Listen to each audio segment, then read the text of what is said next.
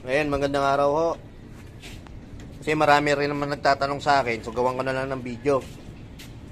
Kung ano daw po yung mga possible na sira pagka halimbawa nakaramdam ng pag lumiliko ka, may lagotok o may maingay.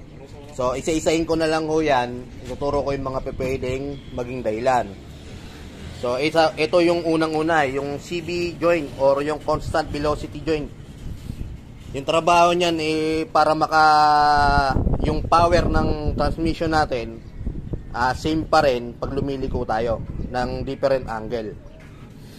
Ang mararamdaman po naman dito, halimbawa sumasagad kayo ng pagliko, may maririnig kayong isang tok, minsan isa lang yan, pero madalas niyan ay sunod-sunod. Pagsagad ng liko, tok tok tok tok. So ganyan yan yun.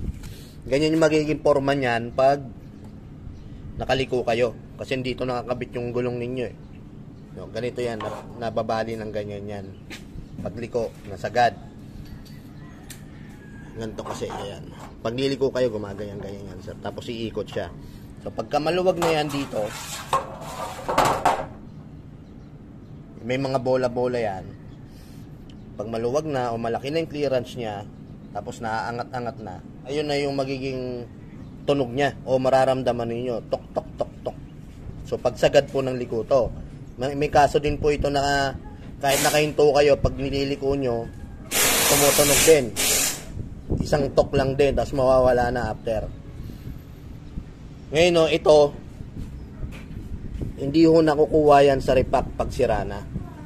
Yung repack po ginagawa yung parang i-reseal lang, lalagyan ng another grease po, papalitan yung lubricant niya sa loob, tapos siselyuan ulit. Pero pag tumunog na ho yan, hindi na ho nakukuha sa repack yan. Pag ibig sabihin sira na yung bearing, kailangan palitan ng CB joint. Ayun, ikalawa, shock mounting. Para po sa mga shock mounting na kasabay sa pagliko, kasi hindi lahat ng shock mounting ay sumasabay sa pagliko niya ng gulong. Kagaya nito, pag niliko niya yan, kasabay yung mounting. Kasi may bearing yan. Ayun, kaya yung shock absorber sumasabay.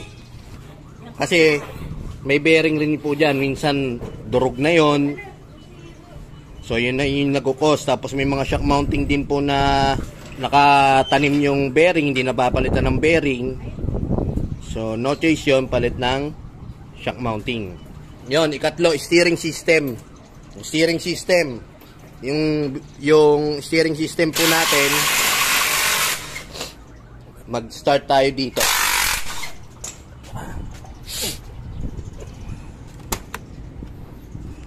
Yan. Steering wheel, steering column, pababa po yan. Tapos steering coupling, tapos rack and pinion o kaya gearbox. Sa mga sedan, rack and pinion type po ito. Ang mga posible na pwedeng pagmulan, steering column bushing sa gitna po nito. Yan, sa loob niyan. Hindi ko na babaklasin kasi medyo marami-raming babaklasin dyan eh. Pero nandiyan po, ayan po yung picture ng steering column. Tapos ikalawa, steering coupling. Ayan din po yung picture ng steering coupling. So possible din yan.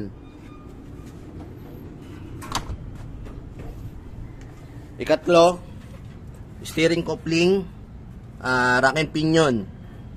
Sa mga madalas po yan ma-encounter natin sa mga electronic. Sa fluid type, bihirang-bihira mangyari na ayun yung magkukos. So madalas siya sa mga electronic type. Kasi dalawa po yung, tatlo yung steering system natin na rack and pinion na, isang manual, isang fluid, power steering. Yung unang-unang manual, yung tinatawag na power steering. Ikalawa, yung power steering, fluid type. Ikatlo na yung mga moderno ngayon is yung electronic na. Electronic power steering, motor type. Sumunod, nakakabit sa rack and pinion is yung rack end. Pwede rin mag-cause yan. Ikatlo, yung tie rod. Tapos, ikaapat, may mga sasakyan na nandito yung stabilizer link, yung mahaba, sumasabay din po sa pag-ikot yun. So possible na yun din pwedeng panggalingan. So yung mga dapat nyong i-check Pero yung pinaka-common ho talaga, lalong-lalo pag sagad, is yung CB joint. Pero noong video niya na mas malinaw yung pagpapaliwanag ko, kaya lang luma na yon, so kalkalin nyo na lang pag pag may time kayo. So mayroon akong binaklas sa CB joint doon. Unang-una nyo pong i-check, lalo't pag sagad, CB joint muna. So ulitin ko, hindi po nakukuha yan sa mga repa kasi dahil pumupunta rito sa amin, may maingay, pag sagad ng liko, CB joint ang tama, pinaparipak pa. Ngayon ang ending nun, yung babayad nyo sa pagpaparipak, tsaka dun sa gastos nyo sa grasa doon, idagdag nyo na yung pambili ng CB nyo, yun para hindi na madoble yung ano nyan, yung labor ninyo, tsaka yung gastos nyo, tsaka tanggapin na natin. Kung sira na ho talaga yun, wala na tayong magagawa. Tapos, shock mounting. Lagi yan. Mga basic. Ito. Pag wala dyan sa dalawa na yan, saka na natin kakalkalin yung steering column, steering coupling, rack and pinion, rack and tie rod. Kaya dapat mahalaga step by step troubleshooting. Kumbaga, hindi ka muna tira ng tira. So, idadiagnose muna yan. Troubleshooting, road test, bago i-final. Kasi para hindi magdoble-doble yung gastos. Pero ulitin ko po sa inyo, kung yan nagkataon na may nakitang sira dyan, kailangan nyo po magpapalit nun for safety ninyo yun. Kumbaga tatanggapin natin na kailangan natin gumastos. Hindi ho lahat ng sasakyan, ng pyesa ng sasakyan na re-remedyohan. Kailangan nyo talagang gumastos dyan. Ika nga ng iba, pag may sasakyan ka, para kang may isa pang college na anak. So ganun talaga maintenance para safe lagi yung travel natin. At the same time hindi lalaki yung gastos natin. Kaya alagaan po natin lagi yung lalong-lalo pang ilalim. Alam niyo naman sa atin dito sa Pilipinas, napakaganda ng kalsada natin. So hindi naman po naka-design yung mga kotse natin para sa rough road o kaya para sa off-road. Magkakaiba yun. Kaya nga po nag-build ka ng off-road, kailangan malalaki yung suspension mo dyan, yung heavy duty na. Pagka mga sedan, iuubra talaga yan. Kung mga alalalim na lubak.